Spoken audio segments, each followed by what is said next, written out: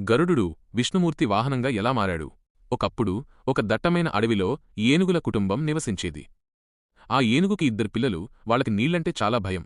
వాళ్ల భయాన్ని పోగొట్టడానికి వాళ్ల తండ్రి నీటిలోకి వెళ్లి, చూడండి పిల్లలు, నేను నీటిలోకి వచ్చాను కదా, అలాగే మీరు కూడా రండి, ఏమీ కాదు అని ధైర్యం చెప్పాడు. కాని నీటిలో ఉన్న ఏనుగుని దూరం నుండి చూసిన ఒక మొసలి దానివైపు రావడం మొదలుపెట్టింది. క్షణాల్లో మొసలి ఏనుగు దగ్గరికి వచ్చి అకస్మాత్తుగా దాడి చేసింది. ఏనుగు తప్పించుకోవడానికి ఎంతగానో ప్రయత్నించింది. కాని మొసలి పట్టునుంచి తప్పించుకోలేకపోయింది. చివరికి మొసలి ఏనుగుని నీటి అడుగుకు లాగడం మొదలుపెట్టింది. ఏనుగు ఎంత ప్రయత్నించినా మొసలి పట్టు వదలలేదు. అప్పుడు ఏనుగు విసిగిపోయి విష్ణుమూర్తిని ఇలా ప్రార్థించింది.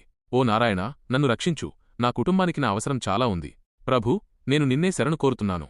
ఏనుగు ఆక్రందన విన్న విష్ణుమూర్తి వెంటనే బయలుదేరాడు. అదే సమయంలో గరుత్మంతుడికి భగవంతుడికి సేవ చేసే అవకాశం దొరికింది.